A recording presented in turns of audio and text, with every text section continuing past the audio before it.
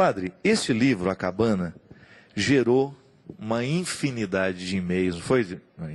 Uma infinidade de e-mails de pessoas que entraram em contato, querendo que a gente pudesse dar uma palavra sobre o que a gente acha sobre ele. Finalmente eu consegui ler o livro, porque eu estava viajando muito e ele não estava como uma prioridade nas minhas leituras. Eu fiz a leitura tem 1 mês e meio que eu terminei, e as pessoas têm perguntado muito. O senhor conhece a obra?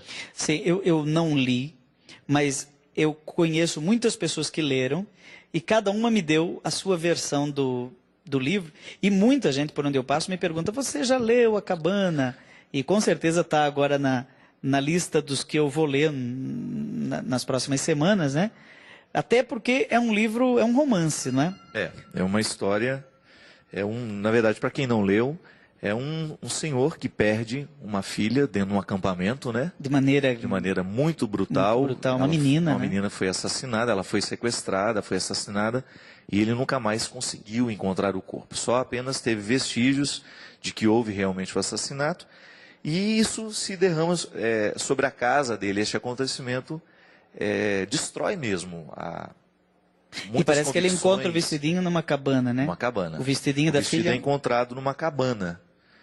E aí ele vive uma grande tristeza, um processo muito doloroso para ele, a família, a mulher dele consegue superar um pouco melhor a história, mas ele não, porque ele já tinha uma história muito difícil com Deus. Ele era um homem crente no momento em que isso aconteceu, mas ele tinha uma dificuldade muito grande de acreditar em Deus, sobretudo por causa dos maltratos que ele viveu com o pai. O pai foi muito duro na vida dele. E ele tinha dificuldade com essa expressão, Deus é pai. Quando ele pensava Deus é pai, ele pensava imediatamente no que o pai havia feito com ele.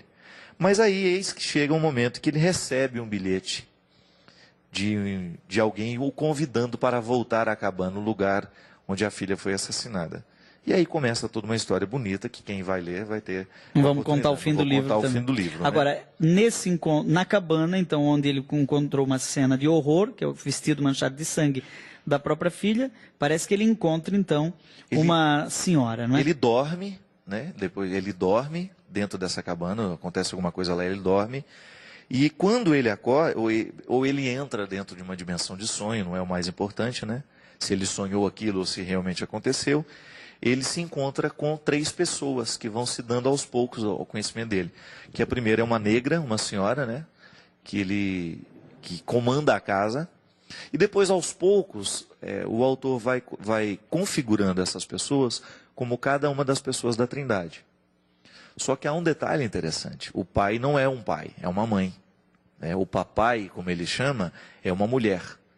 E aí ele começa a fazer uma experiência muito bonita com essa Trindade. E negra, né? E negra, justamente. Ele começa a viver uma reconstrução do acontecimento. Ele começa a tocar naquela dor, mas orientado pelos 3. Isso que é o muito bonito do livro. E a questão é como apresenta essa Trindade. Talvez as pessoas fiquem um pouco assim, porque foge muito dessa... Então o papai é a mulher negra. É uma mulher negra. E o outro? O filho no caso, Cristo, ele é um rapaz muito simpático, muito gentil, com quem ele tem muita facilidade de se relacionar, o rapaz. E a terceira pessoa? E a terceira pessoa é uma outra mulher, muito ágil, que planta os jardins. Ela é a responsável pelo plantio dos jardins, ela que cuida de tudo. E é o Espírito. A mulherada domina aí nessa Trindade. As mulheres Trindade. dominam na cabana. Então talvez seja na cabana, as mulheres dominam na cabana.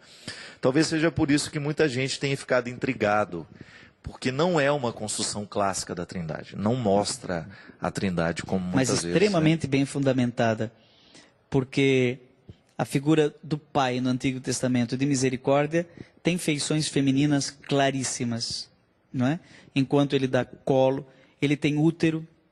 O Deus do Antigo Testamento tem útero. Entranhas de misericórdia, Rahamim. Ele tem útero. Quem tem útero é mulher. O Papa João Paulo II disse num dos seus discursos na África que Deus é pai. E é mais, é mãe. Né?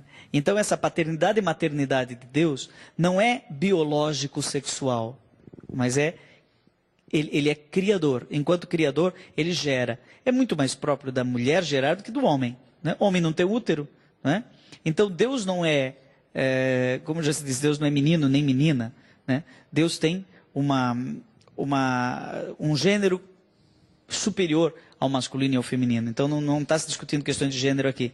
E o Espírito Santo, curioso, é que o Espírito Santo no Antigo Testamento aparece como vento. Mas não vento, ventania. Ruach é feminino. Então, o Espírito pairava sobre as águas. A ventania pairava sobre as águas. Interessante que Jesus, quando falava do Espírito, tinha uma imagem feminina, não masculina. Porque na língua, no aramaico também, a língua de Jesus, Espírito sempre era ventania. Não era vento, era ventania. Algo feminino, não é? Então é interessante que tanto o pai é mãe, quanto o Espírito é uma mulher. E sabe o que é interessante? Que no livro, a gente que estudou teologia, a gente vai percebendo que o autor tem um conhecimento muito interessante dos atributos específicos da Trindade.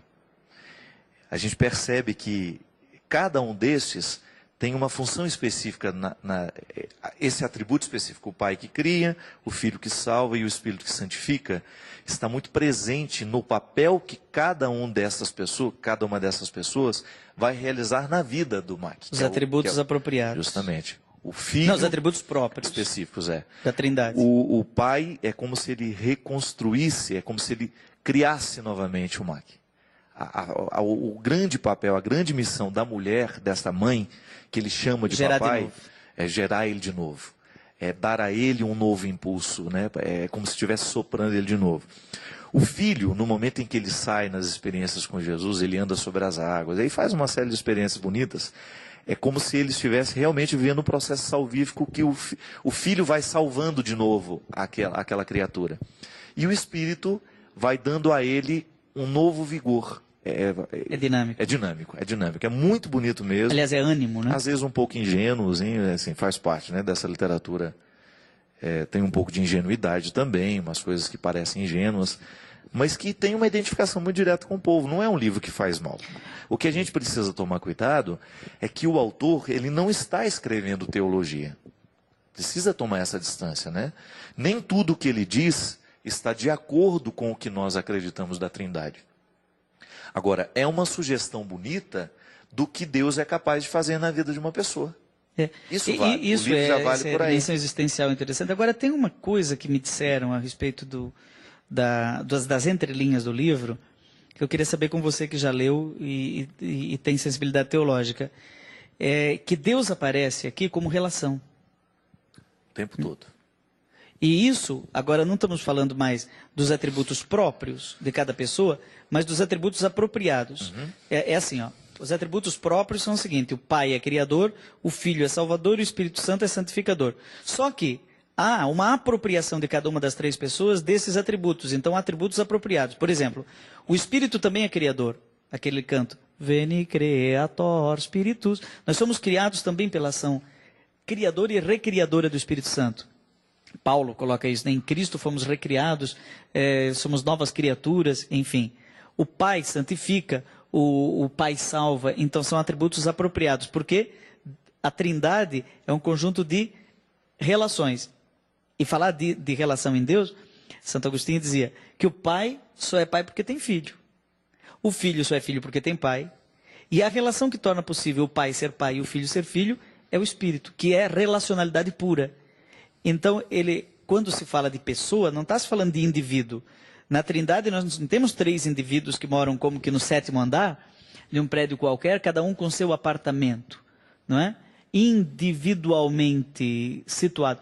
Às vezes, certas formas de rezar e de tratar a Trindade em nome do Pai, em nome do Filho, em nome do Espírito Santo, tome cuidado, porque essa individuação das pessoas da Trindade pode nos tornar triteístas, não é?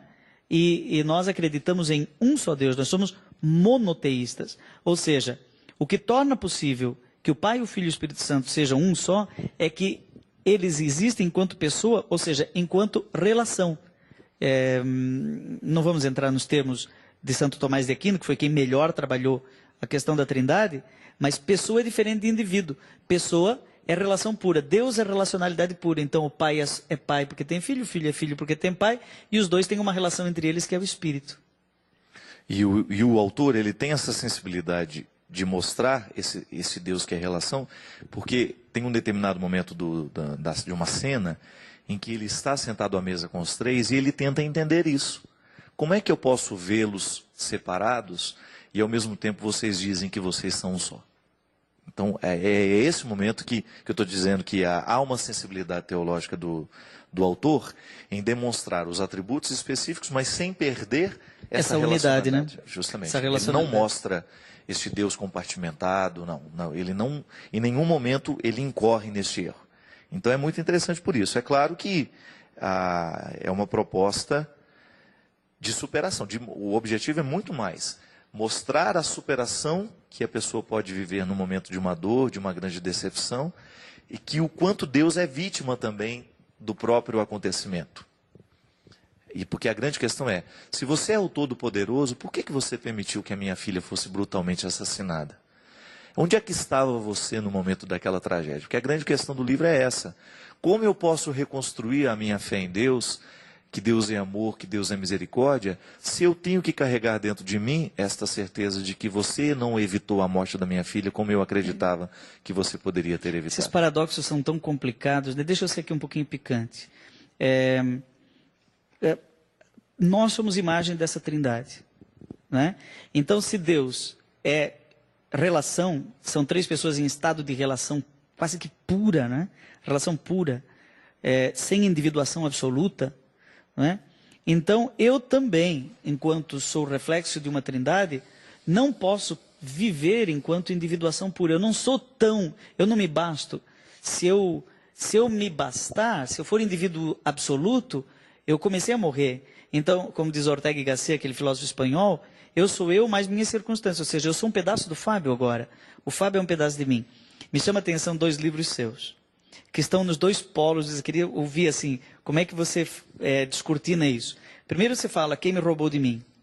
Que dá a impressão de que é um apelo à minha autonomia, à minha individualidade. Você tem que ser você para você poder se dar. Essa é a sua tese no livro. De repente você lança Carta entre Amigos, que é relacionalidade pura. E não aparece sozinho mais na capa. Escreve um livro com alguém.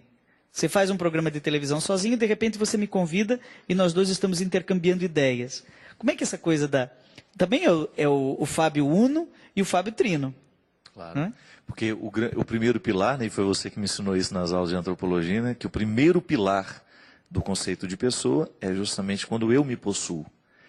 Eu me recebo de Deus e me recebo com a vocação de, como é que chama isso? De cuidar desse território que eu sou, né? E no ato de cuidar desse território que eu sou, eu também tenho a possibilidade de me oferecer ao outro, eu me disponho ao outro. E aí, no momento em que eu me disponho ao outro, eu consigo então alcançar a beleza do conceito de pessoa, que é aquele que se possui e se dispõe. E é interessante que quando eu me possuo de um jeito certo, nesta consciência de que Deus me dá o tempo todo, né, de que eu me recebo dele, nesta relação amorosa, paterna, generosa, eu consigo então viver o desdobramento bonito do meu ser pessoa, que é estar com o outro. Eu fico muito mais rico quando eu estou com o outro, né? Mas eu preciso ir para lá de um jeito certo. Se for para um extremo ou para outro, seja do ponto de vista humano, seja do ponto de vista religioso, divino, a gente cai numa heresia terrível, trágica. Porque, veja bem, se eu colocar Deus sozinho, sem os seus companheiros, sem ser pai, ele vai se tornar um grande solitário. Deus não tem relação. Ele é solitário. Se eu colocar Deus como uma comunidade de 3 indivíduos, né, eu vou cair no politeísmo. Então eu vou cair ou na monolatria ou no politeísmo. O cristianismo conseguiu, pela revelação em Jesus Cristo, equilibrar esses 2 polos religiosos presentes na humanidade. Não é nem politeísta, nem monolátrico, mas é um monoteísmo plural. O nosso Deus é uma unidade plural. É uma ciranda de amor. Padre, mas será que não falta ainda, claro, é só uma perguntinha boba, né, que às vezes a gente se faz e não tem coragem de dizer, né? Será que não faltou no processo da revelação a compreensão desta presença feminina de maneira clara, definida? Com certeza. Nós masculinizamos demais a Trindade. Né?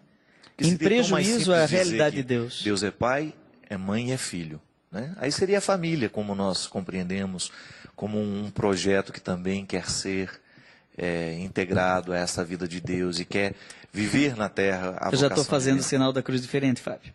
Em nome do Pai, do Filho e da Brisa Santa. é extremamente fiel ao texto bíblico original. O Espírito Santo não é Espírito Santo, é Ruá. Então ele é brisa santa. Padre, nisso está aquilo que a gente dizia no outro programa, a evolução do que nós compreendemos do dogma, não é verdade? É. Quando você percebe que em algum momento da história vem uma intuição, ela não fere o que nós já sabemos, mas ela aprimora o que a gente já sabe. Isso é muito interessante. A figura de Maria, ela dá conta de feminilizar um bocado nosso conceito de Deus. Por isso a gente critica muito quando o povo simples diviniza Maria, e está errado mesmo, não é teologicamente errado, Ela só não é que é uma deusa, né? sensibilidade popular de que Deus tem algo demais feminino. Não Não precisa é ser uma Maria. maneira de reivindicar, será? Será que esse exagero que nós temos em relação à devoção mariana é uma maneira Uma reivindicação de popular, reivindicação né? do povo? Olha, dê-nos uma mãe que nós somos carentes de mãe, né? O Leonardo Boff colocou isso naquele livro O Rosto Materno de Deus. É tido como o grande erro de Leonardo Boff, né? Eu não vou entrar aqui nos argumentos teológicos dele, tem, de fato, é discutível do ponto de vista teológico a maneira como ele coloca, mas a sensibilidade dele é essa. Deus tem um rosto materno, e o rosto materno de Deus é dado em Maria, que seria como que aquela que nos deu o sorriso do Espírito Santo. Não é? Assim como o Verbo se encarnou em Jesus, o Espírito teria se encarnado em Maria. Então ele faz um pouco esse ensaio teológico do Leonardo Boff. Mas no fundo, a sensibilidade mais profunda dele era essa, de feminilizar a Trindade. É isso. Fomos longe nessa história. A gente tem que fazer o nosso café teológico, Fábio. Logo. Às 2 da manhã, para que ninguém tenha o perigo de assistir a gente às 11.